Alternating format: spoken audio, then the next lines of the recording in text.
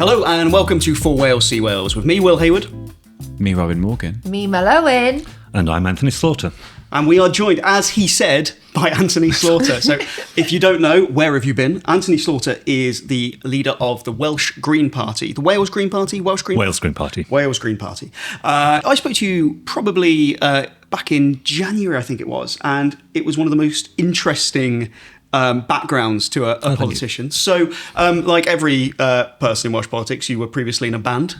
Yes, I was, back in the 80s in South Africa, apartheid South Africa, a punk rock band, Riot Squad. Riot Squad. Now, there is another band at the time called Riot Squad, which were... Slightly different vibe, yeah? Yeah. Slightly different vibe to a very different. I mean, we were in Cape Town in apartheid South Africa, very political, as you can imagine. And then we became the first South African punk band to get a record released in Europe through friends at Crass, the famous anarchist Scottish musicians. And a couple of us came over to England to start working on that. It was also dodging conscription by coming to the UK. And that's when this other band popped up called Riot Squad. Very formulaic, very ugly. I've never met them.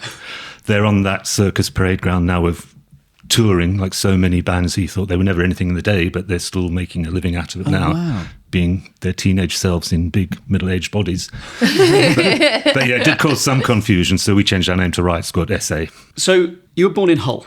I was, yeah. You then went to South Africa for most of your childhood? Yeah, brief stay in Australia as £10 Poms. Okay. Then my parents got homesick, so they went back to Hull and thought, what were we homesick for? Sorry, Hull. Shades of Hull straight out of it. Yeah, Hull will get it. Hull will mind. And then emigrated to South Africa, working on the gold mines and then down in Cape Town. People often, when I speak to people in Penarth, and they'll tell them about my past, was it diplomatic corps or the services? And basically, no, he was an economic migrant with very little sense of political justice as well, sort of touring all the hotspots of empire. I did all my high school, my teenage years in Cape Town, which was, putting all the horror aside, a fantastic place to be young.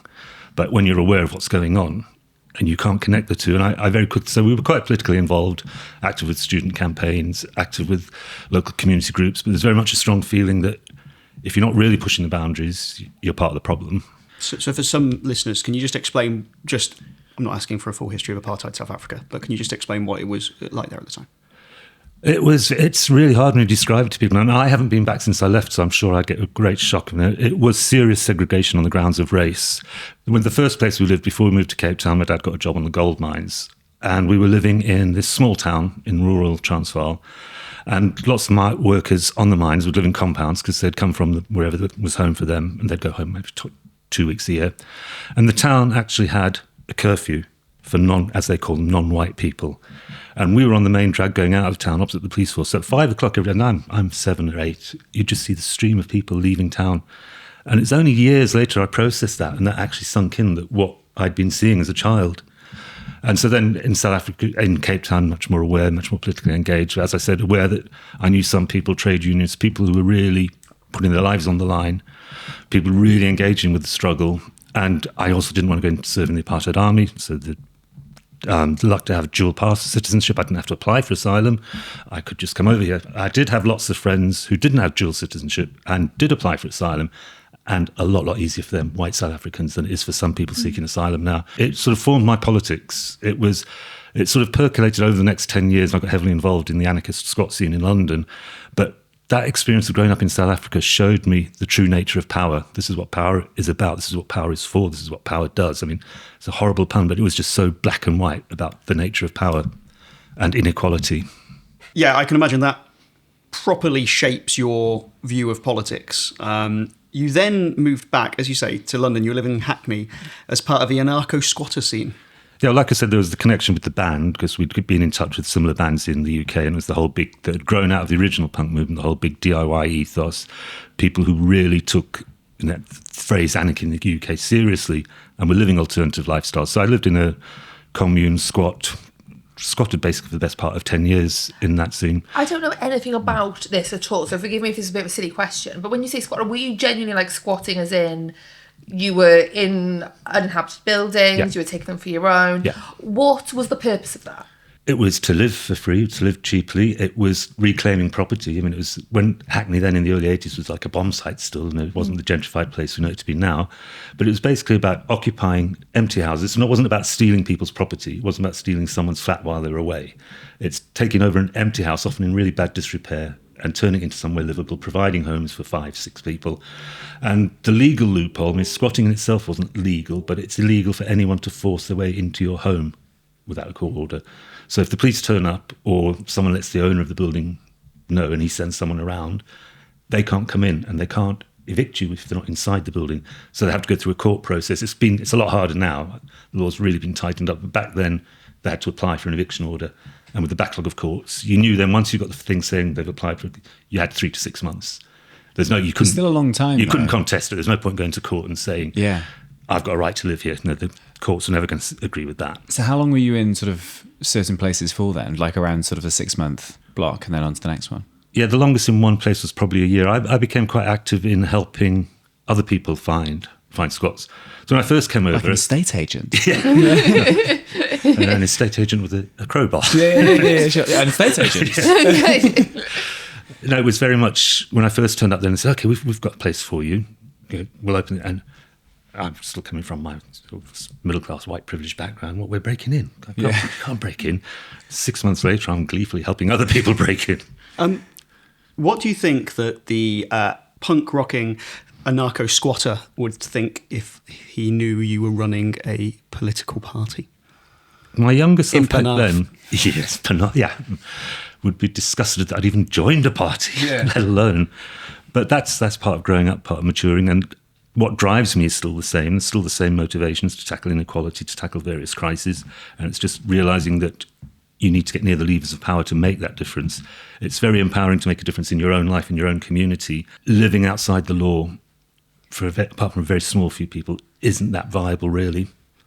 Just circling back slightly to what you were saying and kind of like your life when you like moved back to the UK, you said yourself, you're from quite a privileged middle class background. What was the motivation for you to, live freely?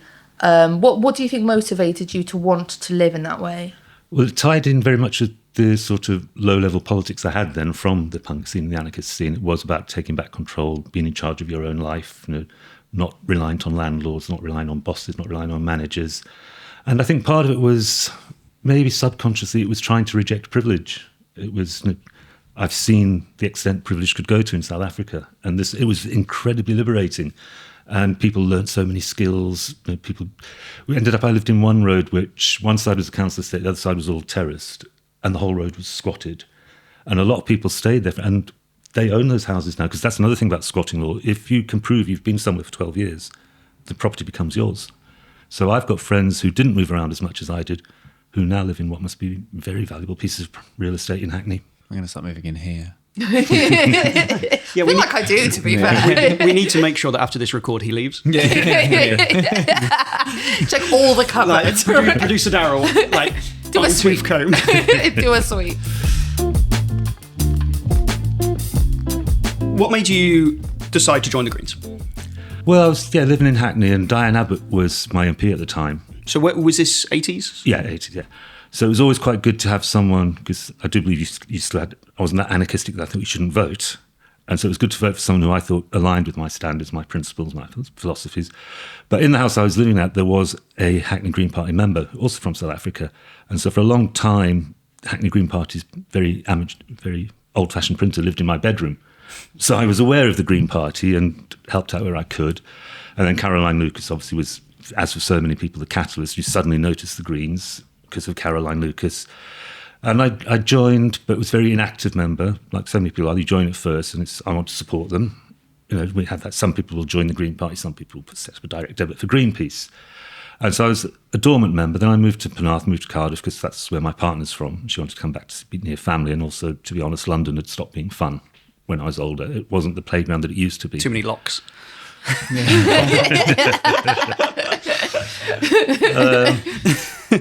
I'd say too much wealth on the streets of London.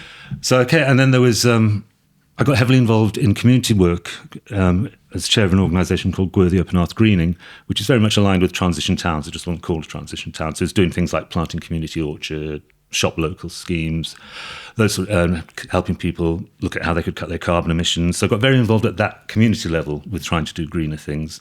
And 2012, there was the council elections, local authority elections, and lots of people in Penarth saying, you should be a councillor, you really should be a councillor. So I went along to my first, because Penarth and the Vale is covered by Cardiff Green Party. So I went along to my first ever actual Green Party meeting. It was the first time they'd stood in every ward in Cardiff, which was a big ask for them, and they were targeting the places they thought they could. I knew nothing about this sort of thing back then. I turned up, I want to stand in the council. Oh, that's great, yeah, you can do.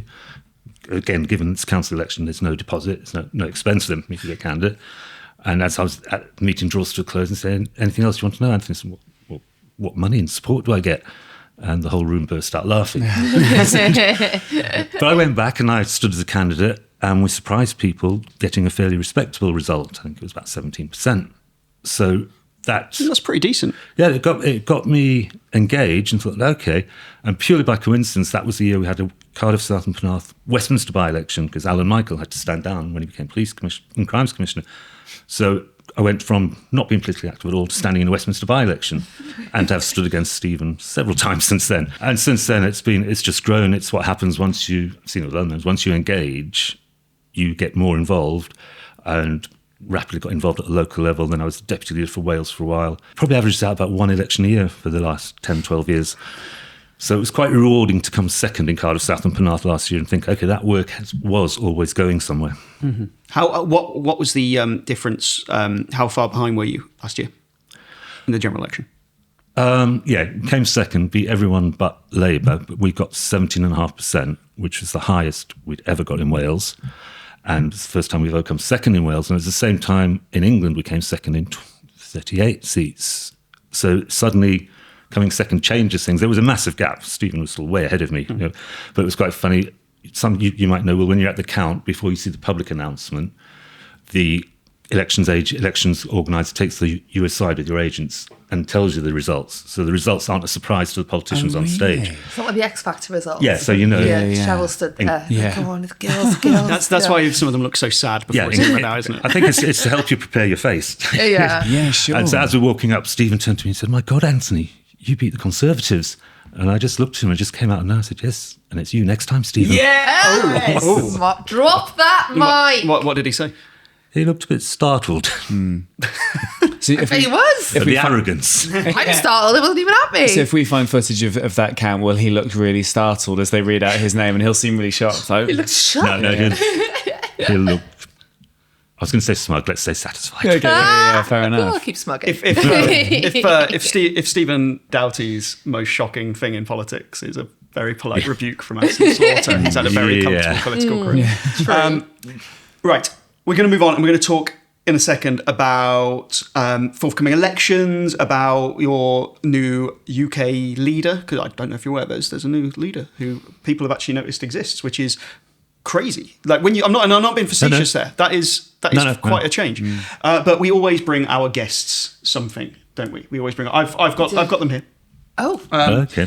So, Robin, did you want to talk us through it? It just feels like this has become quite a nice part of our interview technique, where we bring, we gave Mark Drakeford a lovely cheese board. We've had some birthday cake. We've had some treats from the Royal Welsh. Makes sense, Green Party leader. We've got you some reduced carrot batons. Joking, we actually do have some. See, I wasn't sure whether you were vegetarian or vegan, so we've got some nice veggie vegan snacks. We have some biscuits. We'll eat these off. Feel free. I will also have some batons. Yeah, as well. I'm going baton. If you want a carrot baton, I'm going baton. I love that we can see the reduced. Yeah. How much? Robin spent 67 No expense spared. on you. 67 pence. And I will be claiming that back. Let's get that crunch down the mic. Cheers. Cheers, one and all. That was satisfying. This is fantastic audio content. Thank you. I cooked them in bacon fat. Zach, who you mentioned, is very vegan. No, that's his choice, and it's Zach Plansky, the new leader in the UK. Yeah, but it's also very keen to stress, and need to get this across very clearly. You don't need to be vegan or vegetarian to be in the Green Party or to support the Green Party. Life choices are part of the mix, but we're about changing It's about system change. It's about doing the right thing, the easiest thing to do. It's not about going around lecturing people saying, oh my God, you left your bag for life at home and you've got to pass it. Yeah. It's not about that at all. So, Do you feel like that was some people's opinion of the Green Party, sort of almost quite elitist and that kind of lecturing type way? maybe a decade ago, some people still, I mean, it's still quite funny sometimes, and they know me because of my community activism. If I'm in a supermarket in Penarth, and yes, I do go to supermarkets, Yeah.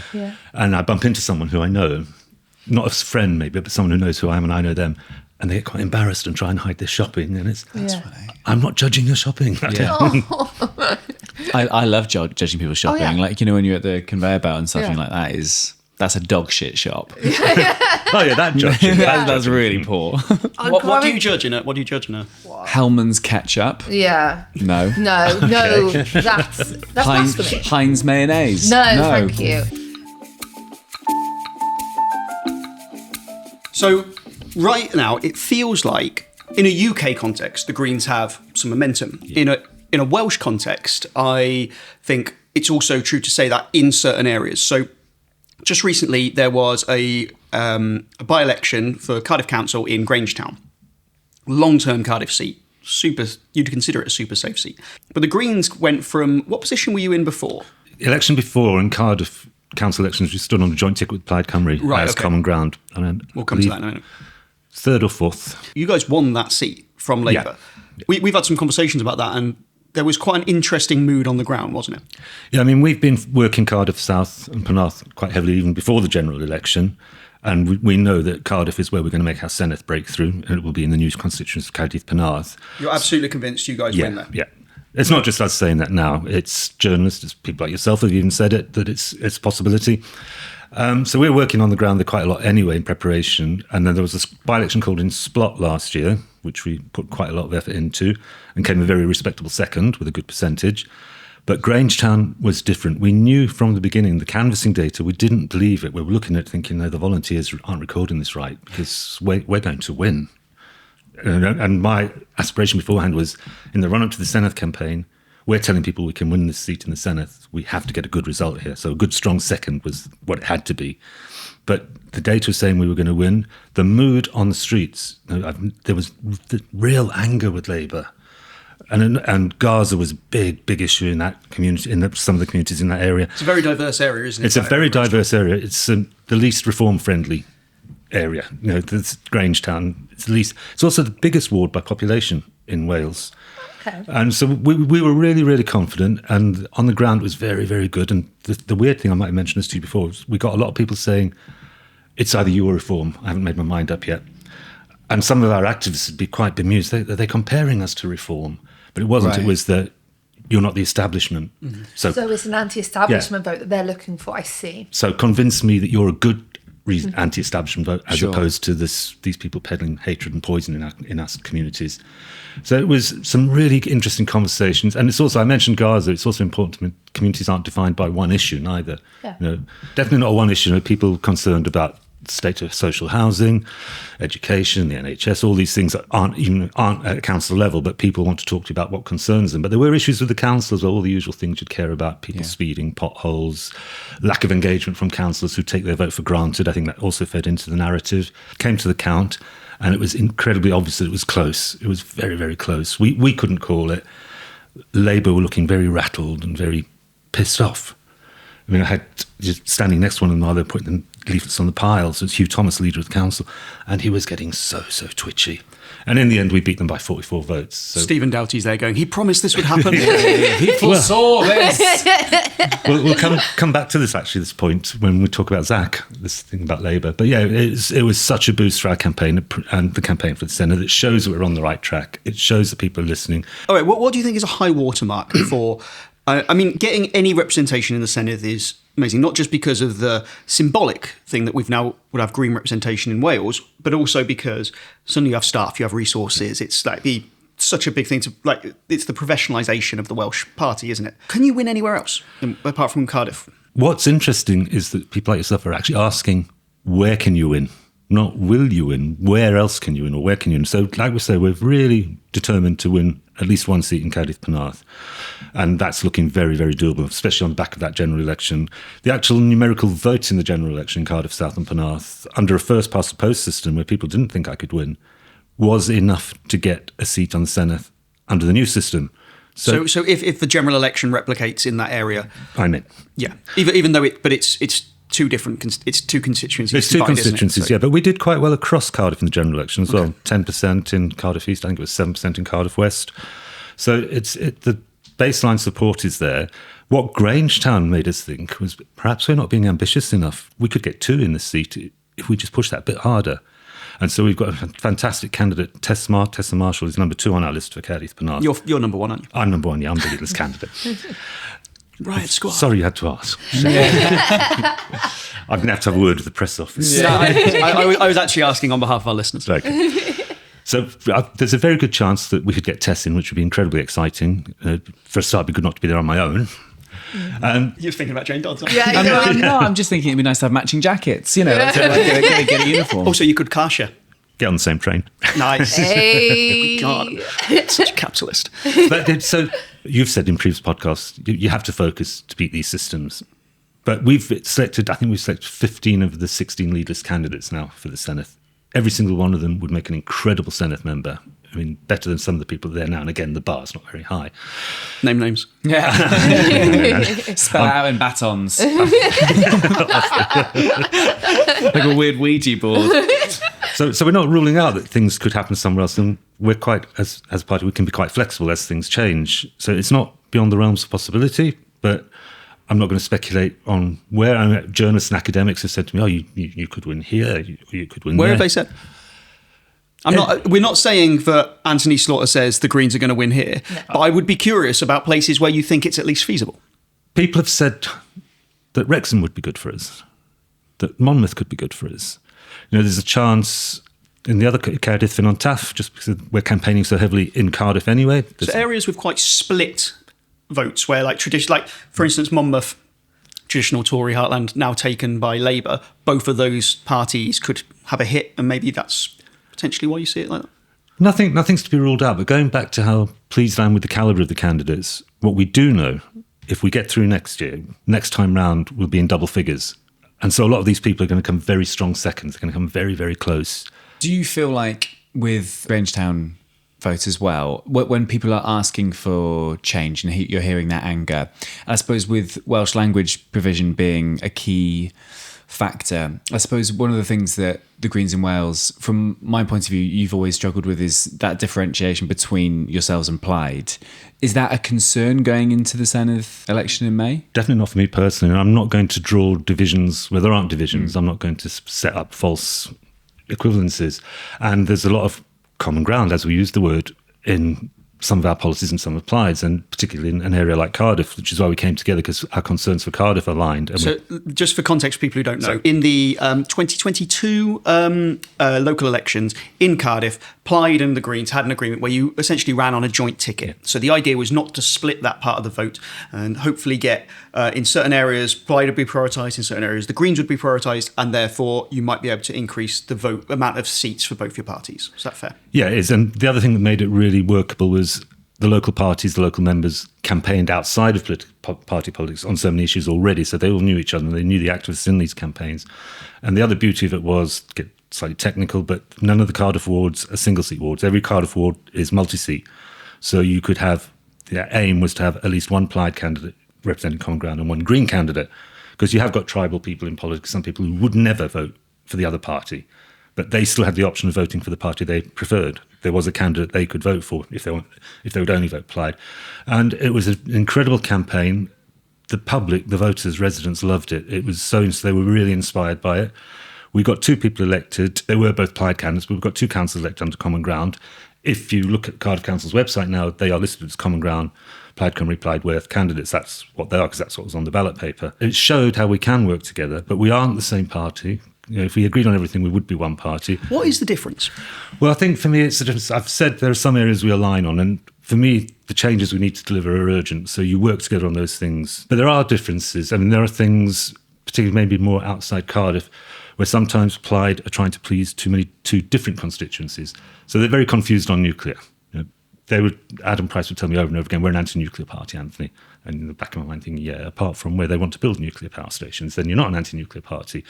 We're seeing, at the recent renewable energy debate, we're seeing a reluctance. They're pushing back against the infrastructure that we need to deliver renewables. One of the key differences to me would be that they're not radical enough. We're not about changing the manager. We want to change society. Are Plaid open to that? And other parties, on this occasion, have they felt open to that? No, I've got good personal relationships with several Senedd members from Plaid, and we can campaign on things together.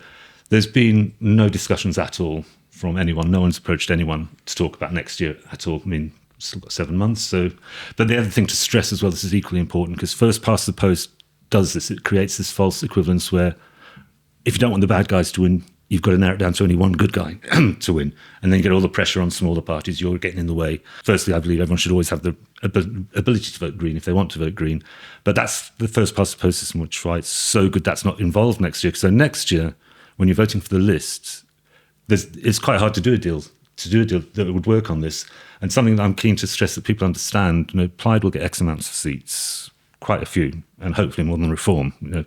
As someone who cares and loves Wales, we want Plaid to be bigger than Reform in the Senedd, because it's not quite the Greens' turn to be the biggest party in the Senedd. But what voters need to understand is getting a Green in on 5th seat or the 6th seat on the list is going to lessen the number of Reform candidates that get elected. Before we move on to some more carrot buttons, Zach Polanski, he is more, for want of a better word, and this isn't a criticism, he is more combative than previous Green leaders, or assertive in his campaigning, I would suggest. He has definitely cut through. You might argue actually that it's also kind of a bit of a perfect situation, like declining or dislike Labour Party. There is a space, especially in kind of politics in England. What's your perception of him? How do you think he's changed the mood within the party? Because I spoke to several Welsh Green members went to the UK conference, and they were buzzing afterwards. Oh, yeah, it was an incredible conference. And to be clear, Zach is leader of the Green Party of England and Wales. I've just come back from a weekend at the Scottish Greens conference, and so you might ask me some questions about the status of Wales Green Party, but Scottish Greens are a separate party. They went their own way a long time ago, shortly after the Irish. So Zach's not leader of the UK, it's the Green Party of England and Wales. And then I'm the leader of the Welsh Green Party because we have a semi-autonomous status. But yeah, I've known and worked with Zach for a long time. I consider him a very, very close friend. A couple of years ago, we did a tour of South Wales together, visiting beneath Port Talbot, Swansea, meeting local parties, local campaigns. His commitment is just inspiring. But it's, as you say, we've had really good leadership building up to this. Zach is the person for the moment. The timing couldn't have been better. But we're also in that good place because of the work of people like Carla and Adrian, the previous leaders, going back to Caroline, Sian and Jonathan. People built up to that breakthrough last year to get 4 MPs, to go from 1 to 4. So it's almost like the foundations were built. The political landscape is in upheaval. It's more favourable than it's been for you guys. It's more favourable than it is because partly there's no strong voice on the left. Labour are dithering. Labour don't seem to have a clue what they stand for anymore or what they used to stand for. Zach is a powerful communicator, and it's been incredible, the momentum from his declaring his leadership, becoming the leader. You might have seen reports, or if you've seen our social media, membership is going through the roof. Just before give us some numbers. Before the leadership election, we were around 68,000, 65,000. It's just shot through the roof. I mean, yesterday, it's been going up by over 1,000 members a day. We are now bigger, membership-wise, we are bigger than the Lib Dems, we're bigger than the Conservatives. And that momentum is it's not showing any signs of stopping. And those new members are coming from Wales as well. Yesterday morning, we were on about 4,500 in Wales. We've probably passed 5,000 while we're talking. And by the time I finish this sentence, another Green Party member has joined. And so that yes, every time I click my finger. And that just feeds it. And these people new, they're excited, they're invigorated. And especially in Cardiff, we're seeing incredible uprise in numbers. And we've got this big project for them. And it's also just the wider ambitions across England and Wales as well. I mentioned coming second in 39 seats in the general election. We're looking at 30 seats in Westminster next time. That's the aim, that's the aspiration. And the way things are playing out, I don't think that's impossible. And I believe at least one of those will be in Wales. The landscape is changing so much. And I think I say this to colleagues in England, why the Senedd election is so important. Well, because Wales needs a decent administration, decent government, decent parliament. But it's almost a forerunner for the general election. You've got a Labour party just falling apart, their support collapsing. They don't know what they stand for anymore. They don't know how to fix this. And you've got the far right on the rise with Reform getting stronger and stronger. So it's almost, this Senedd election will be a wake-up call for the wider political landscape in the United Kingdom. This is what happens when you neglect people, when you don't pay any attention to what is worrying people. And that's why we're going very strong on this. This election will be about how people are hurting. So it'll be about cutting people's bills, insulating their homes, cleaning up the rivers, all these things. People, they're just seeing no action from anyone else. What's Zach Polanski's profile like in Wales? When you went on the tour of South Wales, do you think he's a face and a name that people are recognising, that they're happy to see? Do you think his kind of relative popularity or growing popularity UK-wide is helping the Greens in Wales? 5 years ago, I could travel around Wales, said Green Party, and people go, Caroline Lucas. That's all they knew, because she worked so hard and tirelessly. People are really excited by Zach. He understands Wales. He's been here a couple of times. They did that tour. His first visit after being elected was for one of our big action days in Cardiff, along with Motton Ali, one of the new co-deputy leaders. And he said in his interviews on day one that the Senedd is his priority. He knows how important it is that we break through onto this national parliament as part of the growing across the UK. It's where it's so inspiring. It's where so many of my colleagues are inspiring. And Cara Nadine, people can smell bullshit. And it surprises people when politicians don't bullshit them. And it surprised a couple of interviewers. I've seen quite a few high-profile interviews with Zach where they think, this is the gotcha moment. And he just answers honestly. None of the policies, none of the things Zach's talking about are new. They're all long-standing Green Party policy. But he's communicating them in such an effective way. That's why they sound new to people. He's talking in a way that people understand. I mean, he often says, we despise reform as much as we must and should, but we can't take away the fact that they understand how to communicate. They understand how to plug into people, but they're selling false hope to these people who are desperate. We're offering real, genuine hope. We will do things that will improve your lives. And I've got a story I tell quite often about doing some canvassing training for candidates, and this is how you speak to people on the doorstep. And one young lad came up to me after and said, I live in the valleys. I'm not going to knock on people's doors and talk about climate change and emissions. They'll laugh at me. And I said, no, you're not. You're going to knock on people's doors and you're going to talk about their energy bills coming down because their home's been insulated. You're going to talk about cheap, if not free, public transport, something that our colleagues in Scotland made great progress on when they were in government. You're going to talk about healthy, sustainable food being fed to your children at school. You're going to talk about the air outside your house not killing your children, as it does in so many deprived areas in Wales. And it was like a light bulb moment for him, that connection. And that's what we've got to get across there to the voters. These people are hurting, they're suffering, they're scared. We've got to get that message of hope and real change in your lives across, not the false promises, not the demonising of others or the marginalising of others that they are being sold by the snake oil salesman. I think it's time for some biscuits.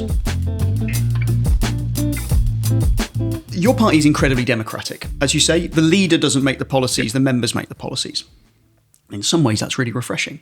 In other ways, does it make it really hard to get shit done? In the past, perhaps it has, when perhaps people weren't seeing that they joined an electoral force that was going to win seats and win power. And I had some interesting conversations with my colleagues in Scotland who are MSPs and were briefly had a period in government in Scotland together with the SNP, and how they managed the members' expectation, because the members suddenly thought, well, they're going to do all these things, and the realities of governing. So I still think it's the best way to decide policy. You've got to look at ways of making it truly democratic, though. Every member should be able to vote. It shouldn't just be a case of, and we're moving in that direction because we have online. You can attend online now for the conferences as well, because conferences are sort of a hobby for some people like me, but it's a big time commitment, it's a money commitment. But I think it is absolutely the way to make policy, have really robust and healthy debates. What helps, so success helps focus people's minds. They can see that you're going to win a seat in the Senedd. They can see that it's feasible to go for 20, 30 seats at Westminster. They don't want to waste time nitpicking and arguing over little details. They want to be part of that campaign and part of winning. I take your point that it does focus minds, but how the Greens in Wales came to support independence, this isn't a criticism, but it also was somebody kind of threw it out there, didn't they? As like a suggestion, it was voted on, it passed. And those are really huge decisions, not only for the people of Wales, if you were to be in power, but also for your party to have a kind of offering to build a coalition of voters. It makes it hard to think in a way strategically, doesn't it? No, I always support the idea of Welsh independence. And it's basic core Green Party philosophy policy is the belief in subsidiarity, in devolving power to the lowest possible level, giving communities as much control over their own lives. So why wouldn't we support Welsh independence, increased devolution from Westminster? So for a while we had a policy, our policy said that Greens would support, because of those principles, we would support as much devolution for Wales up to and including independence if the public of Wales ever voted for it. So there's a bit of a fudge. It was saying if the people of Wales want independence, we'd support them. And that made some of our members, they weren't happy with that because they believed that Wales would be better as an independent nation, small independent nation. So not that. So basically, they wanted to move from we'd allow it if people in Wales wanted it to we're going to proactively seek it. Yeah, and as you say, it was brought to a conference motion as a conference motion. It was passed quite unanimously. Again, there's the democracy question about who's at conference. But my answer to that, when some people might say, "How do you know the whole party's behind that?" No one has brought a motion to conference to change it in 5 or 6 years. So no one feels strongly enough. So some people are indie curious, some are indie ambivalent, and some people, and like every party, we're a coalition of people and we don't all agree on everything. So there will be some people in the party who don't agree, but they don't think it's an issue. And it's important to know what we mean by independence. It's obviously clear that Westminster isn't working. We had 14 years of Welsh Labour government saying, just wait till there's Welsh Labour government at the other end of the M4, things will be rosy. And we've just seen the same level of contempt for Wales from Welsh Labour, from Welsh Labour MPs and from Labour at UK. And it's things, the Barnett formula, the HS2 money, the devolution of the Crown Estate, there are all these things that Wales really needs to be in control of. But I'm also not got rose-tinted glasses on thinking this is about waving a flag and we'll put a border up and Wales will be its independent nation and everything will work out fine. I mean, your book, your work on this is incredibly valuable. Well, what would the different scenarios be? What would work and wouldn't work? We're going to have to edit this out now. So it's about independence as a goal, but it's also about, independence of Wales doesn't happen in isolation. It's for, and our colleagues in Scotland, they campaigned for Scottish independence back in the Scottish referendum. They're very, very strongly for pro-Scottish independence as well. But it's not a sort of isolationist independence. It's a global internationalist independence that we're looking for. So, we'd want to be working closely we'd obviously have to be working closely with England. And we also, I often say, the level of control over their lives that we want for the people of Wales, I want the people of Birmingham to have that level of control over their lives. The people of Yorkshire, the current power structures don't work. So independence is one word to call how we think things could be. But I do genuinely believe we would be stronger as an independent nation. We'd be able to work with other small independent nations at a scale and pace that the challenges demand that sometimes larger groups can't do. I spoke to plus minus 6,000 people at the Independence Rally in Swansea several years ago, so we haven't been hiding this fact. It's not a news story anymore because it did get a lot of coverage at the time. Quite often colleagues in England would say, well, it's up to the Wales Green Party. That's a Welsh issue. It's up to them. It's up to the people of Wales. So it's quite refreshing for Zach just to come out again. As I said earlier, he just answers questions bluntly and honestly. Yeah. That yes, I do support people of Wales who want to be independent. I support people of Scotland who want to be independent. And it ended up with a headline: Green Party leader supports independence for England, which is an interesting concept. I didn't realise that you were pro-independence, and it kind of got me thinking: are there any more policy areas that you would want people to think of when they think of the Greens? So apart from climate and independence, is there anything that you think is really like what sets you apart from everybody else that isn't, because, and we spoke about it earlier, there will be other options for people who don't want reform. So what policy areas would you hope come to mind when people think of the Green Party? Well, it's getting a lot better. People understand our social justice policies, our policies around equality and human rights being indivisible. And that, on a day-to-day level, how that affects people's lives, whether it's racism, homophobia, transphobia, it's acknowledging that these are serious issues in our society.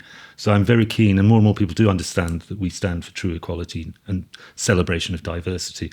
But those social justice issues as well, it's about the obscene wealth we have. This is something Zach's been pushing a lot on, to the idea of a wealth tax. And it's a really tricky one because a lot of people think, I only just started to make a success of my business. Now you want to tax me? No, we're talking about the billionaires, multimillionaires and billionaires who they make more money asleep at night than everyone in this room is going to make in a year.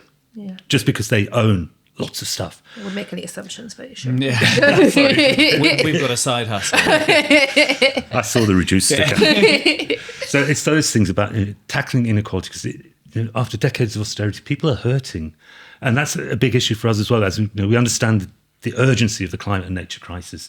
But you knock at people's doors and they can't get their head around that when they don't know how they're going to feed their children the next day. They've got to turn the heating off. So you've got to address those issues that are hurting people. One of the challenges around green energy in Wales, huge potential for green energy, wind, solar. One of the biggest problems we have is a lack of grid capacity. So that ability to send energy from the places where we can generate it into ultimately people's homes, businesses, manufacturing.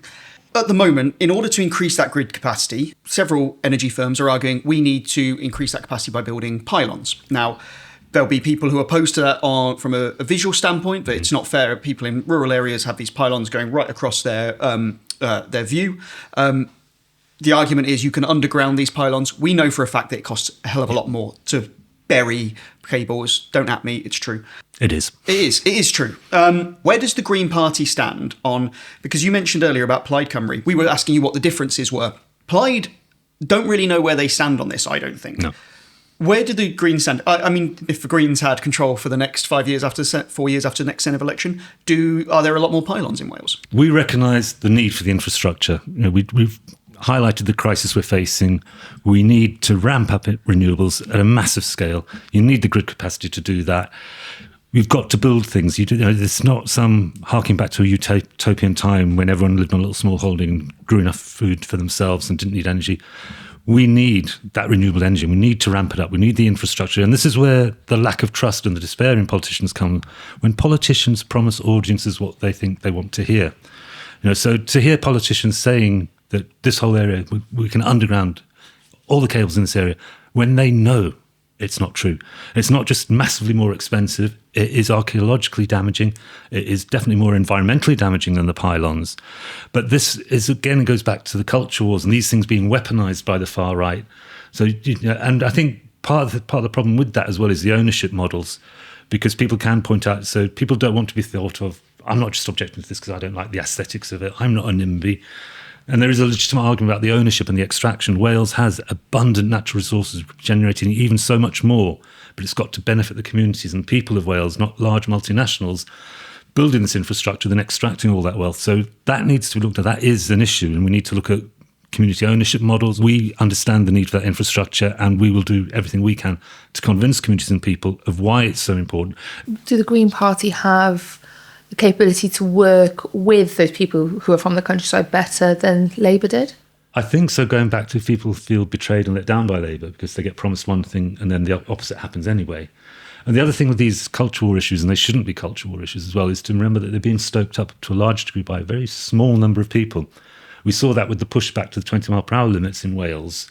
So it's so easy to make a lot of noise and amplify these concerns online, and it feeds into a vicious loop where people think... And then you have people living in that community who understand the need for the pylons, but they'll feel like, whoa, there's so much anger out there. I'm not going to raise my voice at the village hall meeting and try and explain the other side. So it's so important that we tackle that disinformation. And that comes back down, again, to having so many different forms of media and alternative medias and podcasts like this one. Naked Flash will get me everywhere, won't it? Again, cut it out, Darren. It's having those conversations, convincing them. And so Greens get Anthony Slaughter into the Senedd. Maybe another person, Plaid or Labour or some kind of grouping, need 2 seats to get a majority. And they come to you and they say, Anthony, for one, get out of my house. You've been here for 4 years. They come to you and they say, Anthony, what do you want to support us? You're a very, very junior partner. You can't ask for the world. You can ask for a few things. What are you asking for? There are so many possible scenarios, and I get asked these questions a lot. What would your red lines be, for instance? And I don't quite like the phrase red lines because it's about negotiations. It's about... And one line that I think Rin is using quite well when he's asked this question is there are lots of different ways for parties to work together as well. So are we talking about going into coalition? Are we talking about cooperation agreements, supply and demand, or we'll vote your budget through if you do this? So we obviously are thinking about this, and it goes back to some of the key things about making people's lives better. We would want, one of the things we're going to be pushing for very strongly in the next Senedd, whatever shape or form our presence is protection for renters, rent controls. And they did that in Scotland, partly because the Scottish Greens drove it through the government. Welsh government has failed to do that. Something, because so often... it's an excuse from Welsh government that we can't do that, it's not devolved. And that's fair enough, but then you should be pushing harder for more control over those issues as a sideline. But they could do rent controls. They could make so many people's lives that much better straight away. And it's why my background in green politics has been a lot to do with housing. Perhaps it's coming from the squatting days, but it goes back to improving people's lives, making that, and a safe, warm home shouldn't be an impossible demand. So, and an affordable home. And Newport, I think it's been referenced, the highest rate in rent increases. I've met people in their 30s who are having to move back home because there is no other option. So that is a crucial one for us. But also climate and nature. The Welsh Government has fluffed nature targets. All the environmental organisations want stringent, applicable nature targets in place by the end of 2026. Welsh Labour Government has said, we'll get ready by 2029 when the deadline is 2030. That would be another strong one we'd want to see. So we would have those social justice, environment and climate change issues that we'd want raised to the fore, and we'd want to see meaningful legislation. We'd want to see genuine cooperation. We're not there to have a seat at the table and I get a little badge saying Minister of whatever. We're there to make that. It'd be weird if you weren't environment, wouldn't it? I'm not so sure. I'm quite going back to someone asked me the other day, what would you want if you were given a choice? If they said, we want you in the cabinet. First Minister. I'm given a choice. I'm going to be modest and say, that'd be good. And I thought about it, and housing would be a big one. Housing or transport. Because of making that immediate difference to people's lives, but also doing real practical things that tackle the climate and nature crisis. So environment equally important, but you want those focused things that you can do right now to make that change. You can't look at the housing market and especially the rental market in Wales and think this is a situation that's working, especially freezes to local housing allowance, the impact that's had, the fact that where we are in Newport is the fastest growing rental market in England and Wales, faster than anywhere in London, it's Newport. There are issues with rent controls, aren't they, though? Because, for instance, often this makes it harder for newer renters because you can set the new rent when someone comes in at a much higher rate, can't you? So it can pass the cost on to that. It can affect issues of housing supply. And I'm not sitting here saying that the current system is working, but there's a lot to work around with rental controls. They're not a magic bullet. No, there's a lot of technical stuff to work out to make sure it doesn't have unintended consequences like so much legislation does. But what they did in Scotland, when it was being debated and pushed, they got a rent freeze, which is the first step. It was just freezing all rents, so rents couldn't continue rising. And then it's only recently, a couple of months ago, the actual bill passed itself. So a lot of detailed technical work went on with the Greens, both while they were in government and outside government. So you're absolutely right. It's not going to be very wary as a politician as just having these two-word answers to everything. But it's an area that definitely needs action. And I think, freezing rents at first, while you could work with the sector and the civil service to work out exactly how you do it in a way that doesn't have unfair consequences. Just yes or no question. Would you ever work with the Tories? No. Would you ever work with Reform?